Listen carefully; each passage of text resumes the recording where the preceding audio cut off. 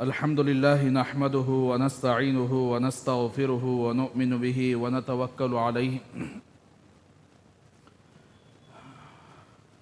ونعوذ بالله من شرور أنفسنا ومن سيئات أعمالنا من يهده الله فلا مضل له ومن يضلل فلا هادي له ونشهد أن لا إله إلا الله وحده لا شريك له ونشهد أن سيدنا محمدًا عبده ورسوله أما بعد فأعوذ بالله من الشيطان الرجيم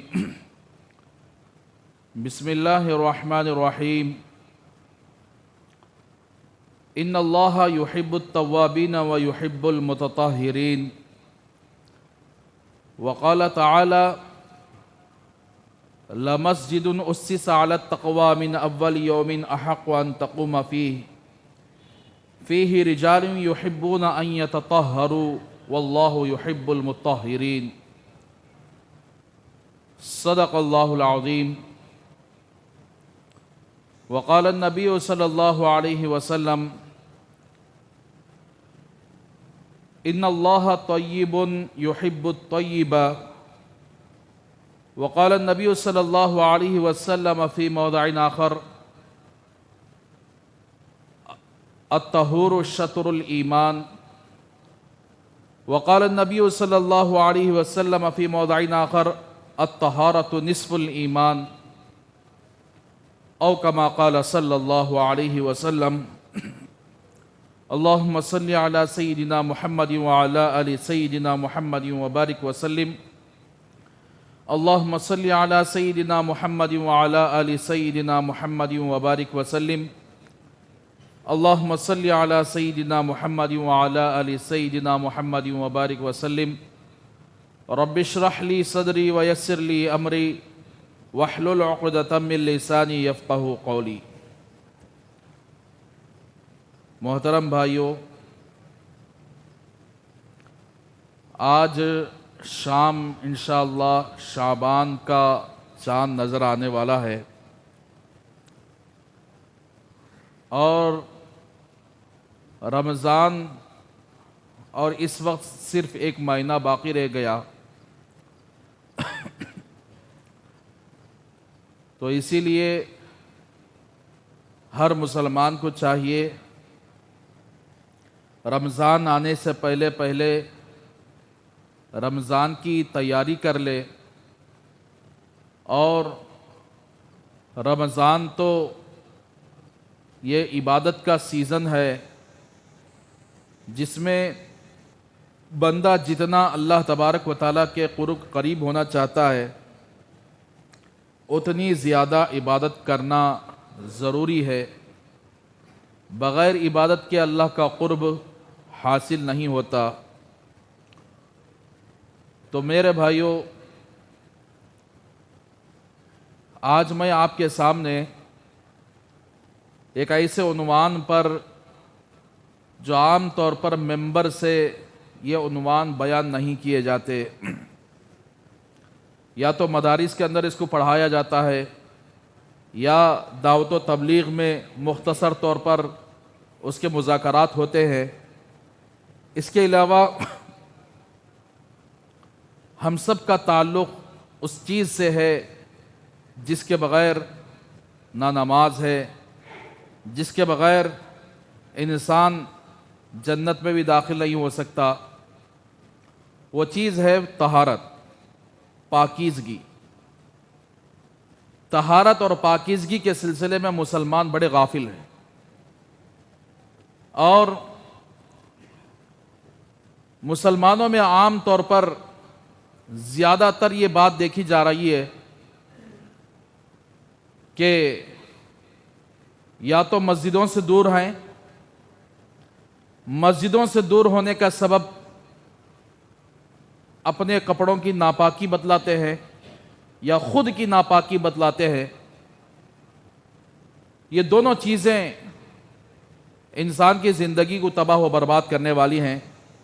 چاہے انسان اپنے کپڑے پر ناپاکی لگا لے اور اسی ناپاک کپڑوں کی حالت میں گھومتا رہے، پھرتا رہے، اور مسجد کو آنے کی توفیق نہ ہو، یا حقیقی ناپاکی ہو جس کی وجہ سے آدمی مسجد سے باہر رہے، تو یہ دونوں چیزیں اس کی دنیا کے لیے بھی بربادی کی چیز ہے اور آخرت کے لیے بھی بربادی ہے۔ وہ کیسے؟ میں آپ کو رسول اللہ صلی اللہ علیہ وسلم کی زندگی کو سامنے رکھ کر اور آپ کی احادیث کو سامنے رکھ کر اور قرآن مجید کی آیات کو سامنے رکھ کر میں آپ کو سمجھاؤں گا کہ اس کے بغیر انسان نہ اللہ کو راضی کر سکتا ہے، اس کے بغیر نہ قبر کے اندر راحت ہے، اس کے بغیر نہ اس کی کوئی نماز ہوتی ہے، طہارت کے بغیر نہ انسان جنت میں جانے کا ذریعہ تلاش کر سکتا ہے۔ تو میرے بھائیو، آج کل مسلمانوں میں یہ فیشن چلا ہوا آتا ہے کہ مسلمان جن کو نماز کے لیے بلانے کے لیے جائے، مسجد کی طرف دعوت دی جائے، یا کوئی ایسا مسئلہ پیش آ جائے جیسے گھر کے اندر کسی رشتہ دار کا جنازہ، باپ کا جنازہ، تو ہم مسلمانوں میں سے بہت سارے ایسے ہیں جن کو پاکی اور ناپاکی کے درمیان کوئی فرق نہیں ہے۔ وہ ناپاک رہے تو تب بھی ان کی زندگی پر کوئی فرق نہیں پڑتا، وہ پاک رہے تو تب بھی ان کی زندگی پر کوئی فرق نہیں پڑتا۔ حالانکہ بہت سارے ایسے جنازے دیکھنے کو ملے ہیں کہ باپ کا جنازہ ہوتا ہے، پڑھانے والا کوئی اور امام ہوتا ہے، بیٹا باہر انتظار کرتے ہوئے رہتا ہے، اور اس سے پوچھا جائے کہ بیٹا باپ کا جنازہ ہے، اندر آ کر نماز پڑھ لے، تو بیٹا کہتا ہے کہ میں پاکی سے نہیں ہوں۔ اور اسی طرح بہت سارے لوگ محض اس وجہ سے مسجد کو نہیں آ رہے ہیں، اس وجہ سے نماز نہیں پڑھ رہے ہیں کہ ان کے یا تو یعنی جسموں پر پیشاب کے قطرے پڑ جاتے ہیں، یا کپڑوں پر پیشاب کے قطرے پڑ جاتے ہیں، اور ان پیشاب کے قطروں کے پڑنے کی وجہ سے مسائل بھی پوچھنے کی زحمت نہیں کرتے کہ بھائی اگر کپڑے پر پیشاب کا قطرہ پڑ جائے یا کوئی چھوٹا سا بچہ اس کے جسم پر یا کپڑے پر پیشاب کر دے تو اس کے پاکی کا کیا حل ہے، پاک کرنے کا کیا مسئلہ ہے؟ تو عام طور پر لوگوں کے ذہنوں میں یہ ہے کہ اگر پیشاب کے قطرے جسم پر پڑ جائے یا کپڑے پر پڑ جائے تو بغیر نہائے کہ وہ پاک نہیں ہوتے۔ دوسری چیز یہ ہے کہ اگر بچہ پیشاب کر دے تو یہی عقیدہ رکھتے ہیں کہ بغیر نہائے کہ پاکی حاصل نہیں ہوتی۔ تو میرے بھائیوں، مسلمانوں کے سلسلے میں، ایمان والوں کے سلسلے میں قرآن مجید نے اللہ تبارک و تعالیٰ نے جگہ جگہ تعریف فرمائی۔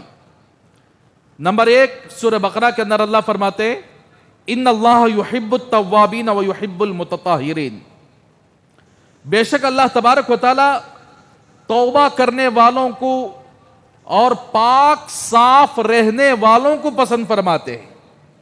توبہ کرنے والوں کو بھی پسند فرماتے ہیں اور پاک صاف رہنے والوں کو بھی پسند فرماتے ہیں۔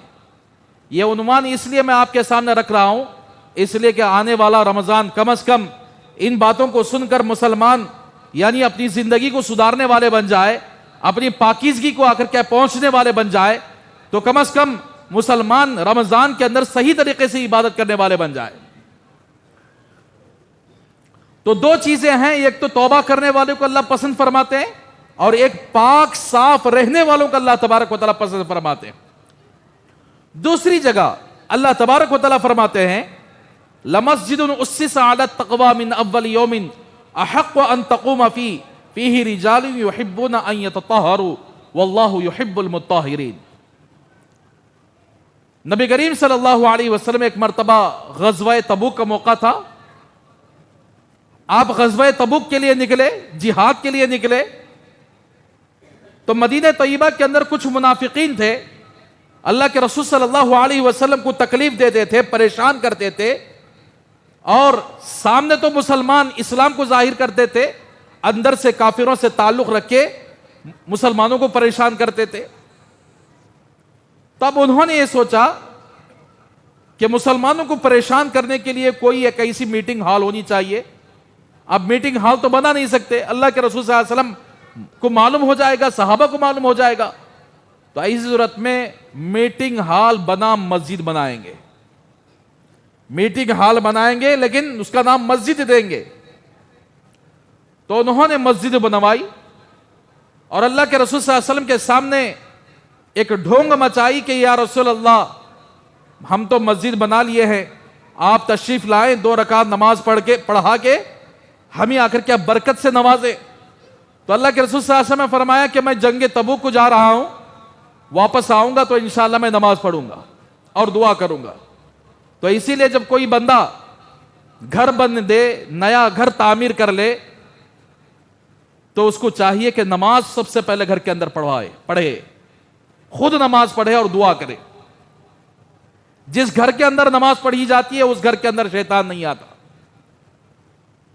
قرآن خوانی کروانے کے بجائے نماز پڑھے، اور خود قرآن پڑھنا آتا تو خود قرآن پڑھے، دوسروں کو بلوا کر قرآن کا مذاق مت کروائے، دوسروں کو بلا کر قرآن کے ساتھ بے ادبی مت کیا کریں۔ ہر مسلمان کو چاہیے کہ قرآن خود سیکھے اور خود پڑھے۔ تو اللہ کے رسول صلی اللہ علیہ وسلم غزوہ تبوک کو چلے گئے اور واپسی کے موقع پر حضرت جبرائیل علیہ السلام آ گئے اور کہا کہ یا رسول اللہ یہ مسجد نہیں ہے بلکہ آپ کو نقصان پہنچانے کے لیے ایک میٹنگ ہال یہ بنائے ہیں۔ تو اللہ کے رسول صلی اللہ علیہ وسلم نے اعلان کیا کہ وہ مسجد نہیں ہے بلکہ مسجد ضرار ہے، اس کو جا کر شہید کر دیں، اس کو ختم کر دیں۔ تو صحابہ گئے اور اس مسجد کو توڑ دیے، پھوڑ دیے اور اس کو ختم کر دیے۔ تو اسی لیے مساجد جو ہوتے ہیں وہ اللہ کی عبادت کے لیے ہوتے ہیں۔ جن مسجدوں کے اندر مسلمانوں کو تفریق کرنے کے لیے، مسلمانوں میں جدائیگی پیدا کرنے کے لیے جو مسجدیں بنائی جاتی ہیں، مسلمانوں میں فتنہ ڈالنے کے لیے جو مسجدیں بنائی جاتی ہیں، وہ مسجد ضرار کے حکم میں ہوتی ہیں۔ تو بہرحال میرے بھائیو، اس کے بعد اللہ تبارک و تعالیٰ نے اس مسجد کی تعریف فرمائی، لَمَسْجِدٌ أُسِّسَ عَلَى التَّقْوَى مِنْ أَوَّلِ يَوْمٍ أَحَقُّ أَن تَقُومَ فِيهِ رِجَالٌ يُحِبُّونَ أَن يَتَطَهَّرُوا وَاللَّهُ يُحِبُّ الْمُطَّهِّرِينَ۔ اللہ نے اپنے نبی کو حکم دیا کہ ایسے مسجدوں کو مت جایا کریں جو مسلمانوں کو نقصان پہنچانے کے لیے بنائی گئی، لیکن ایسے مسجدیں جو تقوی کی بنیاد پر رکھی گئی ہوں اور جن کا کام یہ ہے کہ مسجدوں کی وجہ سے اللہ کے دین کی حفاظت کا کام کیا جا رہا ہو، اللہ کے دین کی اشاعت کی جا رہی ہو، ایسے مسجدوں میں آپ قیام کریں، آپ ٹھہریں۔ اس لیے کہ ایسے مسجدوں میں ایسے لوگ ہوتے ہیں جو پاکی کو پسند فرماتے ہیں، فیہ رجال یحبون ان یتطہروا واللہ یحب المطہرین۔ تو اس مسجد سے مراد مفسرین فرماتے ہیں مسجد قباء ہے، جو اسلام میں سب سے پہلی مسجد کی بنیاد رکھی گئی۔ اللہ کے رسول مدینے میں جب تشریف لائے تو سب سے پہلے مسجد کی بنیاد رکھی گئی، وہ مسجد ہے مسجد قباء ہے۔ اور اس مسجد میں مسجد کی آبادی کرنے والے، مسجد کے اندر رہنے والے لوگوں کی اللہ نے تعریف فرمائی کہ اس کے اندر ایسے لوگ ہیں جو پاکی کو پسند فرماتے ہیں، اور واللہ یحب المطہرین، اور اللہ تعالیٰ پاکی پسند کرنے والوں کو پسند فرماتے، پاک رہنے والوں کو اللہ پسند فرماتے۔ تو اللہ کے رسول صلی اللہ علیہ وسلم نے اپنے صحابہ سے فرمایا کہ بھائی اللہ نے تمہاری تعریف فرمائی، فیہ رجال یحبون ان یتطہروا، کہ تم تو پاکی کو پسند کرنے والے لوگ ہو، کیا چیز استعمال کرتے ہو اپنے پاکی کے لیے؟ کیا ایسی چیزیں استعمال کرتے ہو جس کی تعریف اللہ نے قرآن مجید میں تمہاری فرمائی ہے؟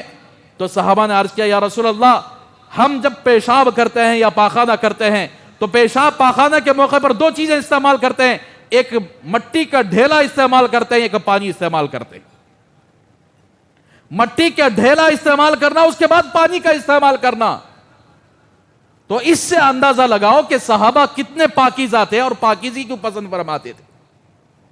اسی لیے انسان کے ساتھ 2 پاکی ہیں، ایک پاکی ہے اوپر سے لے کر نیچے تک کی پاکی، ایک پاکی ہے جسے حدث اصغر کہتے ہیں، یعنی وضو کی پاکی۔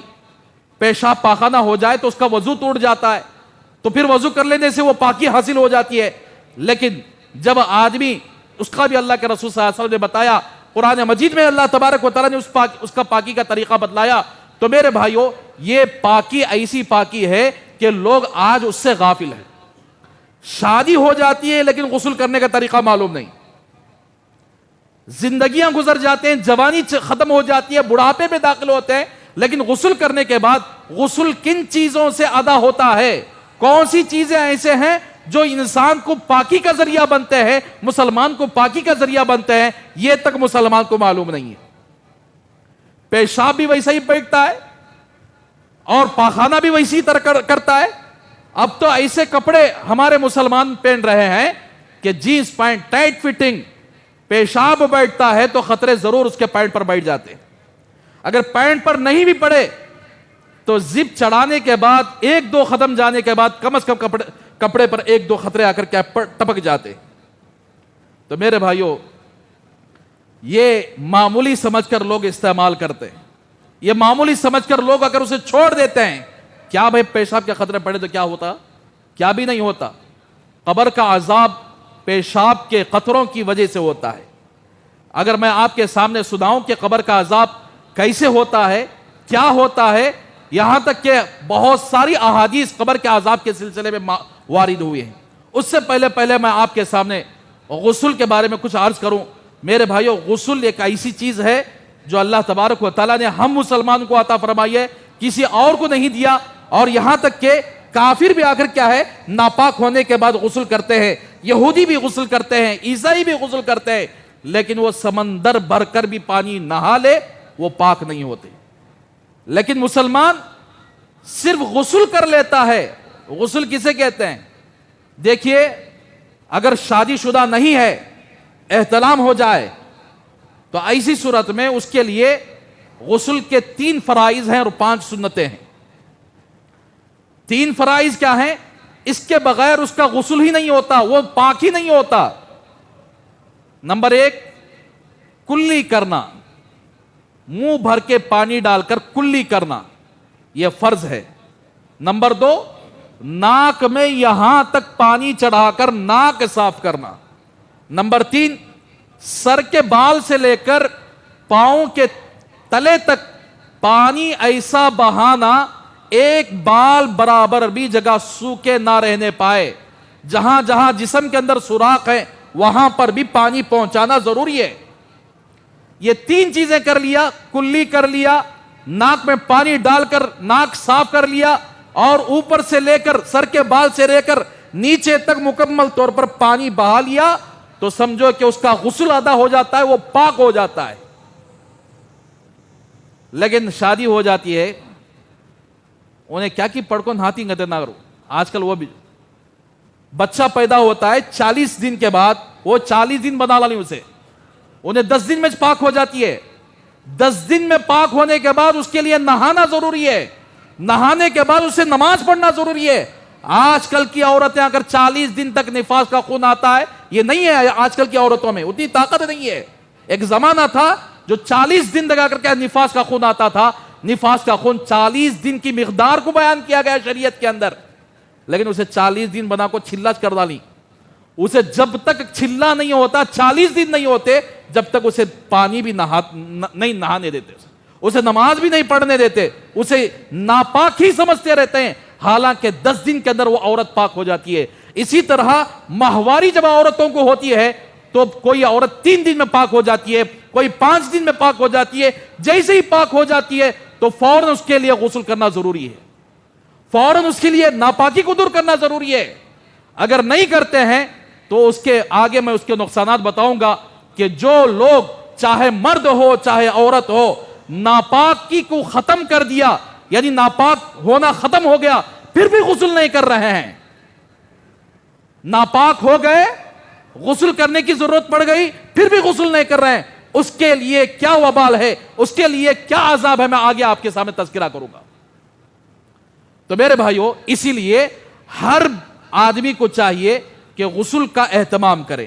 یہاں تک کہ اللہ کے رسول صلی اللہ علیہ وسلم کے زمانے میں آپ نے 11 نکاحیں کی تھی، اور آپ ہر بیوی کا حق ادا کرتے تھے، روزانہ ہر بیویوں کے پاس باری باری جایا کرتے تھے، اور میاں بیوی کے جو تعلقات ہوتے تھے اس تعلقات کو بھی قائم کرتے تھے۔ اللہ کے رسول صلی اللہ علیہ وسلم کے احادیث کے اندر یہ معلوم ہوتا ہے کہ آپ صلی اللہ علیہ وسلم جیسے ہی یعنی بیوی کی عمل سے فارغ ہو جاتے، فوراً غسل کرنے کے لیے چلے جاتے تھے، فوراً نہا لیتے تھے.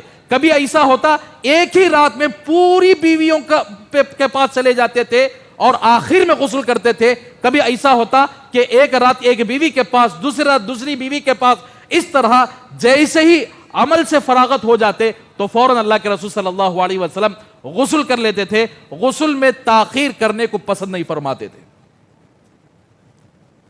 آج میاں بیوی کا معاملہ ہو یا کسی نوجوان کو احتلام ہو جائے, وہ سوتا ہی رہتا ہے.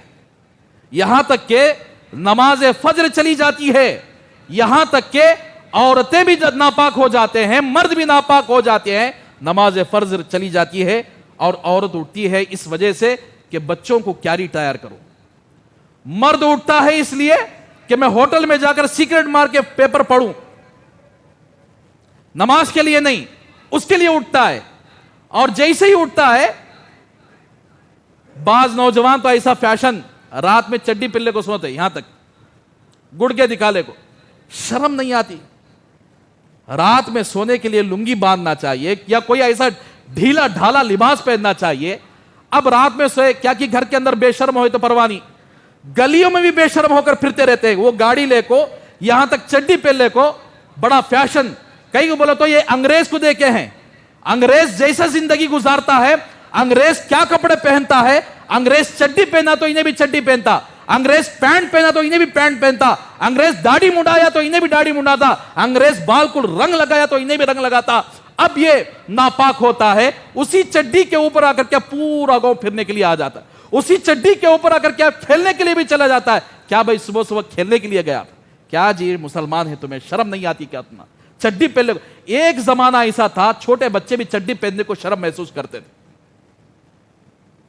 پینٹ پہننا یعنی نیچے گڑگے کے نیچے تک کپڑا پہننے کو آ کر کیا ہے فخر سمجھتے تھے. آج وہ زمانہ آ گیا کہ رات میں آ کر کیا ہے یعنی ناپاک بھی ہو جائے, اب یہ چڈی پہننے کو باہر پہنتا رہا, ناپاک رہتا ہے, احتلام ہو چکا ہوتا ہے, یعنی تو اگر بیوی سے ہم بستری کیا ہوا رہتا ہے, اس کے باوجود بھی نہ پانی نہانے کا اس کو خیال ہوتا ہے, نہ غسل جنابت کر کے پاک ہونے کا اس کو خیال ہوتا ہے, اسی حالت میں پھرتا رہتا ہے. چائے بھی پی لیتا, سب بھی کر لیتا. یہاں عورتوں کا بھی مسئلہ یہی ہے, اٹھ کر سیدھا جا کر برتن میں ہاتھ ڈالا لے, سیدھا جا کر کھانا پکانا شروع کر ڈالے. تو میرے بھائیوں, جو کوئی مرد اور عورت ناپاک ہو جاتے ہیں, چاہے میاں بیوی کے ذریعے ہو یا احتلام کے ذریعے, اور ایک نماز کا وقت گزرنے تک غسل نہیں کرتے. فجر کی نماز کا وقت شروع ہوتا ہے 5:20 پر اور ختم ہوتا ہے 6:30 بجے, تقریباً 1 گھنٹہ 10 منٹ.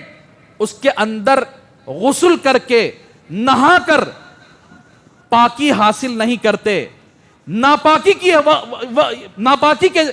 کی حالت میں وقت گزار دیتے ہیں. نماز کا وقت گزر گیا تو اس کے بعد فرشتے ان کے نامہ اعمال میں گناہ لکھنا شروع کر دیتے ہیں. کب تک گناہ لکھتے ہیں؟ جب تک کہ یہ ناپاک رہتا ہے اس وقت تک گناہ لکھتے رہتے ہیں. جب تک یہ عورت ناپاک رہتی ہے اس وقت تک یعنی فرشتے گناہ لکھنا شروع کر دیتے. کوئی عورت 10 بجے نہاتی, پانی سوپ ناشتہ گشتہ کھا لے کو بھی, مرد بانے بھی سوپ باہر پھر لے کو آکو, انہیں 10 بجے کی 11 بجے کی نہ کو فریش ہو کر فریش نہیں, یہاں اتنا گندا ہے, اتنا منحوس ہے کہ اس کے نامہ اعمال میں فرشتے گناہ لکھ چکے ہیں. اور ناپاکی کی حالت میں وقت زیادہ گزارنے والوں کے سلسلے میں علماء فرماتے ہیں کہ اس کی عمر میں برکت ختم کر دی جاتی ہے, اس کی روزی میں برکت ختم کر دی جاتی ہے, وہ جہاں جاتا ہے ناکام ہو کر واپس آتا ہے. معمولی سمجھ رہے ناپاکی؟ ارے ہمیں تو مسلمان ہیں, ہمارے نبی محمد رسول اللہ صلی اللہ علیہ وسلم آئے, آخر کیا بات تھی اللہ کے رسول جیسے ہی پانی نہانے کی حاجت آتی, غسل کرنے کی حاجت آتی, فوراً غسل کیوں کرتے تھے؟ جبکہ عرب کی ٹھنڈی بڑی خطرناک ٹھنڈی ہے, کیوں کرتے تھے؟ آج انگریزہ ریسرچ کرے اس کے بارے میں, کان کھول کر سن لو. آدمی کو ایمان کے بارے میں فکر نہیں ہے, دین کے بارے میں فکر نہیں ہے, لیکن اپنے جسم کے بارے میں ضرور فکر ہے, اسے اپنی جان کے بارے میں ضرور فکر ہے. اس کے بارے میں ذرا سن لو کہ کئی کو اللہ کے نبی جیسے ہی آدمی ناپاک ہو جاتا ہے فوراً غسل کرنے کا حکم کیوں کریں؟ سائنسدان ریسرچ کرا, انگریز ریسرچ کرا, وجہ کیا ہے, غسل فوراً کرنے کی وجہ کیا ہے؟ تو اس نے دیکھا کہ انسان جیسے ہی ناپاک ہو جاتا ہے, چاہے وہ احتلام کے ذریعے کیوں نہ ہو, چاہے میاں بیوی کے تعلقات کے ذریعے کیوں نہ ہو, تو اس کے جسم کے اندر, یہ سارے جسم میں جراثیم باہر آ جاتے ہیں, چھوٹے چھوٹے جراثیم پورے جسم کے اندر. اگر وہ فوراً غسل کرتا ہے, سارا پانی کے ذریعے جراثیم ختم ہو جاتے ہیں.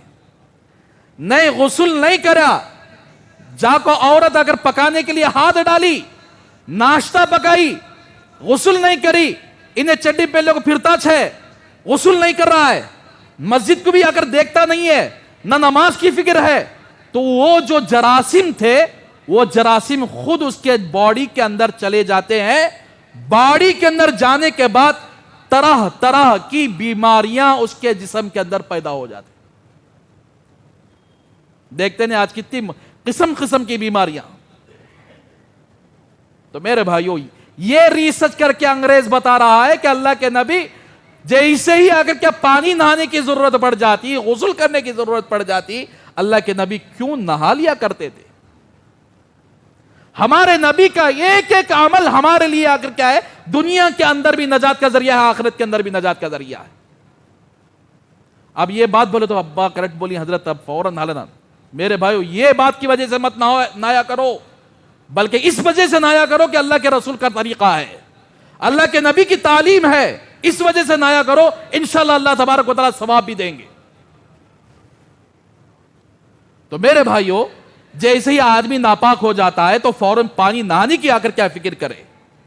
یہاں تک کہ اگر سردی کا موسم ہے, علماء نے یہاں تک بھی چھوٹ دی ہے کہ بسا اوقات بعض لوگوں کے گھروں میں گرم پانی کا انتظام نہیں ہوتا, گرم پانی کرنے کے لیے وقت لگتا ہے, تو کم از کم اگر ناپاکی کی حالت ہو گئی تو کم از کم وضو کر کے سو لیا کرو. وضو کرنا یہ بھی آدھی پاکی ہے, کم از کم وضو کر لیا کرو. اس کے بعد فجر سے پہلے اٹھ کر نہا لیا کرو. اگر فجر اسی حالت میں گئی تو گناہ کے ساتھ گئی.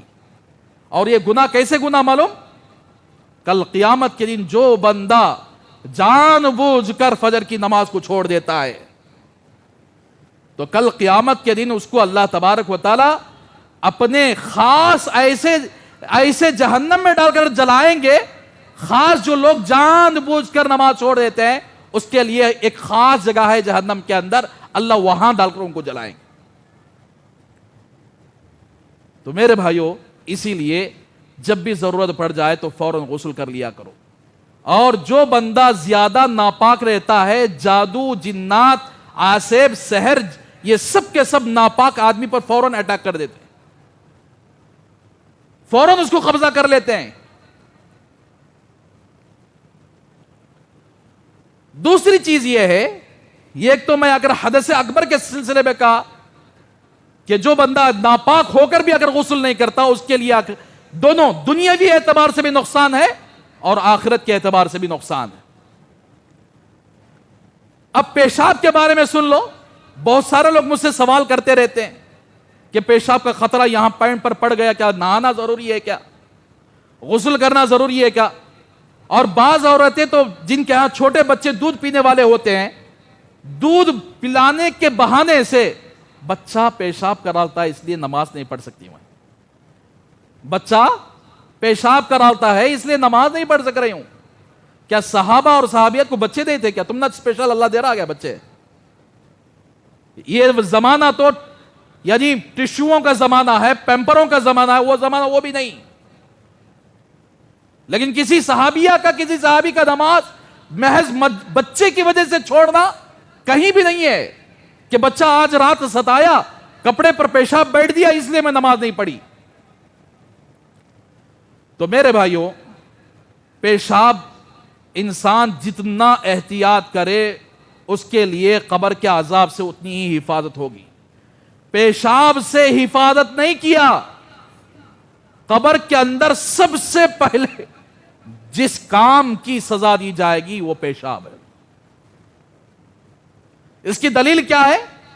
رسول اللہ صلی اللہ علیہ وسلم حدیث پاک کے اندر آتا ہے، حدیث کا مفہوم ہے کہ آپ صلی اللہ علیہ وسلم صحابہ کے ساتھ ایک قبرستان پر سے گزرے، ایک جگہ سے گزرے، وہاں 2 قبریں تھی اور دونوں قبروں میں عذاب ہو رہا ہے۔ اللہ کے رسول صلی اللہ علیہ وسلم نے اپنے صحابہ سے فرمایا کہ میرے صحابہ، یہ 2 قبروں کے اندر 2 آدمیوں کو عذاب ہو رہا ہے۔ صحابہ نے پوچھا یا رسول اللہ کس گناہ کی وجہ سے؟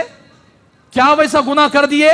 کیا ایسا کام کر دیے؟ کیا ایسا جرم کر دیے جس کی وجہ سے یہ گناہ ہو رہا ہے؟ تو اللہ کے رسول صلی اللہ علیہ وسلم نے فرمایا ایک قبر والا پیشاب سے احتیاط نہیں کرتا تھا، اس کی بنیاد پر اللہ تبارک و تعالیٰ اسے قبر میں عذاب دے رہے ہیں۔ اور ایک قبر والا چغل خوری کرتا تھا، یہاں کی بات وہاں، وہاں کی بات یہاں، لڑانے کا کام کرتے نہیں آج کل عورتیں، ادھر کی بات ادھر، ادھر کی بات ادھر، مردہ بھی کرتے ہیں ایسا، یہاں کی بات اس کے نگاہ میں خوش ہونے کے لیے اس کے پورے باتیں وہاں لا جا کر پہنچ جاتی، اس کی نگاہ میں خوش ہونے کے لیے یہاں کے پورے باتیں لے جا کر وہاں پہنچ جاتی، جسے بولتے چغل خوری۔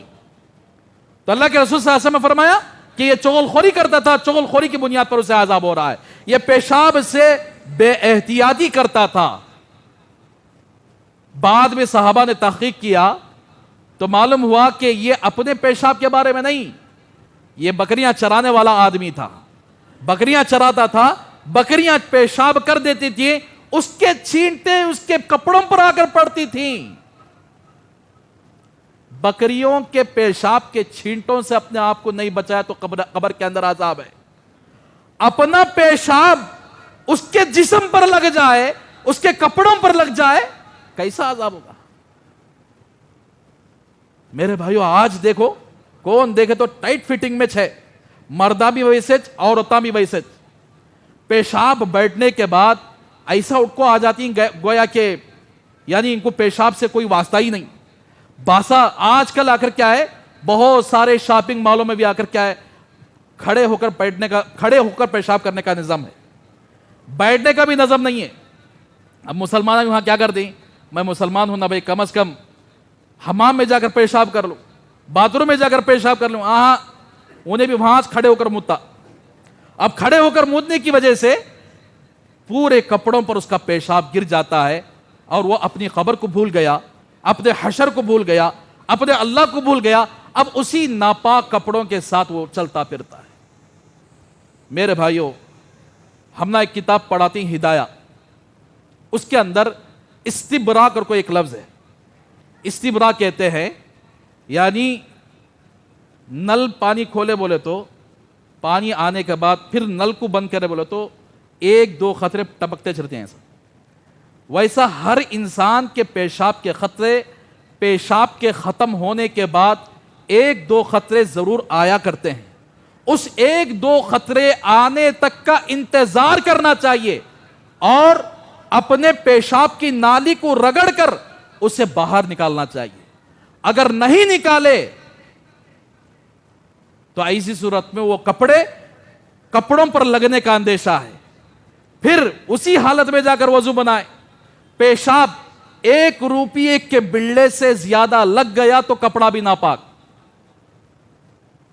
1 روپیے کے بلے سے زیادہ پیشاب لگ گیا تو کپڑا بھی ناپاک۔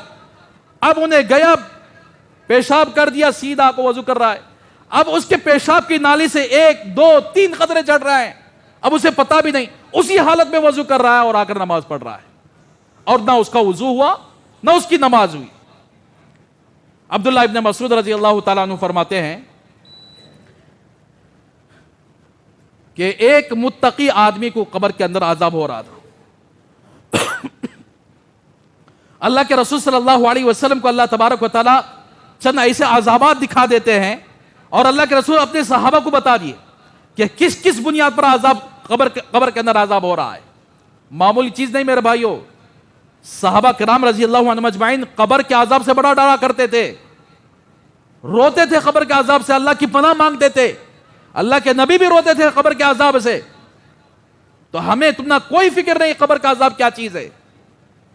تو عبداللہ ابن مسعود رضی اللہ تعالیٰ عنہ راوی ہیں، وہ فرماتے ہیں کہ اللہ کے رسول صلی اللہ علیہ وسلم نے ارشاد فرمایا، حدیث کا مفہوم ہے کہ ایک متقی آدمی کو دفن کیا گیا قبر کے اندر، عذاب کے فرشتے آ گئے اور اللہ نے حکم فرمایا کہ اس کو کوڑے لگاؤ. وہ بندہ عرض کرنے لگا کہ یا اللہ، یعنی فرشتوں سے کہنے لگا تم مجھے کیوں کوڑے مار رہے ہو؟ میں تو اللہ کا بندہ ہوں، میں عبادت گزار ہوں، میں اللہ کی خوب عبادت کیا کرتا تھا. تو فرشتوں نے کہا کہ اللہ کو بولے، اللہ کا حکم ہے ہم پورا کریں گے. تو اس نے دعا کی کہ اللہ مجھے کوڑے نہ مارے جائیں. تو اللہ نے فرمایا چھوڑو، 50 کوڑے مارو اسے، 50 کوڑے مارو. تو پھر اس نے التجا کی کہ اللہ میں تیرا عبادت گزار بندہ تھا، نمازیں پڑھتا تھا، سب کچھ کرتا تھا. تو پھر اللہ نے فرمایا یعنی 10 تخفیف کیا، کم کیا، پھر 10 کم کیا، یہاں تک کہ آخر میں اللہ نے فرمایا کم از کم 1 کوڑا تو بھی لگاؤ اسے، 1 کوڑا تو بھی لگاؤ. تو فرشتے قبر کے اندر جو کوڑا لائے تھے اس کو ایسا مارے کہ جس کی وجہ سے قبر کے اندر جہنم کی انگار بھر چکی، اور اتنا خطرناک آواز تھی. اور اس نے 1 کوڑا کھایا تو کہنے لگا کہ 1 کوڑا مجھے کس جرم کی بنیاد پر مارا گیا، جبکہ میں نمازی تھا، جبکہ دنیا کے اندر میں جیسا اللہ چاہتے تھے ویسے زندگی گزارا، 1 کوڑا کس وجہ سے مارا گیا؟ تو فرشتوں نے کہا کہ دنیا کے اندر رہتے ہوئے تو نے 1 مرتبہ بغیر وضو کے نماز پڑھ لیا، جس کی وجہ سے آج 1 کوڑا لگایا گیا. وہ نے پوری زندگی نماز پڑھا، پوری زندگی اللہ کی عبادت کیا، جیسا ہمیں نماز پیشاب بیٹھ کو آپ وضو بناتے نہیں سیم ویسا ہوا ہوگا. تو آج اگر پیشاب کے سلسلے میں نہ کوئی احتیاط ہے، نہ اگر کیا ہے غسل کے سلسلے میں کوئی احتیاط ہے، ناپاکی پر ناپاکی ہوتی ہے، لیکن مسلمانوں کو احساس نہیں ہے. پیشاب کے قطرے جھڑ رہے ہیں، مسلمانوں کے احساس نہیں ہے. وہ پینٹ پر لگ رہے ہیں، وہ کپڑے پر لگ رہے ہیں، وہی وضو بنایا، وہی آ کر نماز پڑھ لیا. تو میرے بھائیوں، اسی لیے کہتے ہیں کہ چاہے غسل جنابت ہو، بڑی ناپاکی ہو، فوراً غسل کر لینا چاہیے. چاہے چھوٹی ناپاکی ہو، اس کے لیے پیشاب کے لیے ایک زمانہ تھا. آپ دیکھے ہوں گے پہلے زمانے کے، آج سے 15-20 سال پہلے بیچارے جو پیشاب کرتے تھے پاؤں کو ایسا ہلاتے تھے، دیکھے ہوں گے نا. وجہ کیا ہے بولے تو پیشاب کی نالیوں سے جو خطرے ہوتے ہیں وہ نکل جائے باہر. اینٹ کا ڈھیلا استعمال کرتے تھے، اس کے بعد پانی استعمال کرتے تھے. میں آپ سے درخواست کرتا ہوں کہ آپ پیشاب کریں، ٹشو استعمال کریں. ٹشو کے ذریعے سے پیشاب کے اندر کی یعنی پیشاب کی نالیوں سے سارا پیشاب نکالنے کی کوشش کریں، پھر اس کے بعد پانی استعمال کریں. تو تب جا کے پاکی ہوتی ہے، تب جا کے وہ یعنی استبراء ہوتا ہے. اگر ایسا نہیں کیا تو ایسی صورت میں پیشاب پڑنے کا اندیشہ ہے، کپڑوں پر پڑا تو وہی پیشاب کے خطرے قبر کے عذاب کے ذریعہ بن سکتے ہیں. تو بہرحال میرے بھائیوں، نماز کے لیے وضو ضروری ہے. وضو صحیح رہا نماز صحیح ہوگی، اور اسی طرح وضو ہونے کے لیے غسل ضروری ہے. غسل صحیح رہا اس کا وضو بھی صحیح رہے گا، نماز بھی صحیح رہے گی، ساری عبادتیں بھی صحیح رہیں گی. غسل نہیں رہا تو مسجد کے اندر بھی آنے کی اسے اجازت نہیں ہے، مسجد کے صحن میں بھی آنے کی اجازت نہیں ہے. تو اس لیے میرے بھائیو، یہ چند باتیں ہیں آپ کے سامنے جو میں نے عرض کی کہ آج اگر مسلمان اس سے بہت غافل ہے. ہر کوئی آدمی یعنی انگریزوں کا دیکھا دیکھی ویسے ہی لباس پہن رہا ہے، نہ اپنی قبر کے بارے میں سوچ رہا ہے، نہ اپنے حشر کے بارے میں سوچ رہا ہے، نہ اپنے یعنی پاکی اور ناپاکی کے بارے میں سوچ رہا ہے. اللہ نے قرآن مجید میں صحابہ کی تعریف فرمائی، فیہ رجال یحبون ان یتطہروا، کہ اس مسجد کے اندر ایسے لوگ موجود ہیں جو پاکی کو پسند فرماتے ہیں. واللہ یحب المطہرین، اور اللہ پاکی کو پسند فرماتے ہیں. تو میرے بھائیوں، صرف نماز پڑھنے کے لیے پاکی نہیں، مسلمانوں کو چاہیے کہ 24 گھنٹے پاک رہیں. خدا نہ خواستہ اگر ناپاکی کی حالت میں موت آ گئی، ہمارے گاؤں کے اندر اسی طرح واقعہ ہوا. ایک آدمی اپنی بیوی سے ہم بستری کیا اور جنگل کو چلا گیا کچھ کام کے لیے، باغیچے کو چلا گیا. جب واپس ہو رہا تھا تو اس کی موت آ گئی، ناپاکی کی حالت میں موت آ گئی. اب یہ ایسے لوگ ہیں ناپاکی کی حالت میں رہتے ہوئے سارے کام کر لیا کرتے تھے. غسل کرنا ان کے لیے ان کی عادت نہیں تھی. ناپاکی کا غسل کرنا ان کی عادت نہیں. ناپاکی کی حالت میں جنگل بھی نکل جائیں گے, سارا بشان بھی پھر لیں گے, سارا گاؤں بھی پھر لیں گے, لیکن غسل نہیں کریں گے. غسل کب کریں گے؟ 1 دن گزر جائے, 2 دن گزر جائے, 3 دن گزر جائے, تب غسل کریں گے. سارا دن گناہوں میں لکھا گیا, سارا دن فرشتے گناہ لکھتے گئے. اللہ سے دعا کریں کہ اللہ تبارک و تعالی ہم سب کو, یعنی چاہے بڑی ناپاکی کیوں نہ ہو, چھوٹی ناپاکی کیوں نہ ہو, ہم سب کو اللہ تبارک و تعالی یعنی پاک رہنے کی توفیق عطا فرمائے. ہم سب کو مسائل معلوم کر کے, چاہے وہ غسل کے مسائل کیوں نہ ہو, چاہے وہ وضو کے مسائل کیوں نہ ہو, چاہے پیشاب وغیرہ کے مسائل کیوں نہ ہو, اللہ تبارک و تعالی ہم سب کو جان کر اس پر عمل کرنے کی توفیق عطا فرمائے. تو میرے بھائیو, گزشتہ اتوار پولیو کی وجہ سے وہ اجتماع نہیں ہوا, لیکن یہ اتوار ہوگا ضرور انشاءاللہ. آپ سے درخواست ہے کہ 2:30 بجے اتوار کے دن اپنی مستورات کو نوبل اسکول کو بھیج دیں گے, تو انشاءاللہ 2:30 بجے اجتماع شروع ہوگا. ان کے لیے یعنی قرآن کی تعلیم اور اسی طرح سیکھنا سکھانا, نماز کس طرح پڑھنا چاہیے, کیسا پڑھنے سے نماز ہوگی, یہ جو چھوٹے موٹے مسائل ہیں یہ ساری چیزیں ان کو سکھائے جائیں گے, اور انشاءاللہ عصر تک یہ اجتماع ہوگا. لہٰذا آپ سے درخواست ہے کہ اپنے گھر کی ہر عورت کو یعنی نوبل اسکول کو پہنچانے کی کوشش کریں. اللہ تبارک و تعالیٰ سے دعا کریں کہ اللہ تبارک و تعالیٰ ہم سب کو ہماری زندگیوں کے اندر, بچوں کے اندر, نوجوانوں کے اندر, عورتوں کے اندر, محلے کے ہر گھر کے اندر اللہ تبارک و تعالیٰ دین کی فضائیں پھیلا دے. اللہ تبارک و تعالیٰ ہم سب کو دین کی محنت کے لیے قبول فرما لے.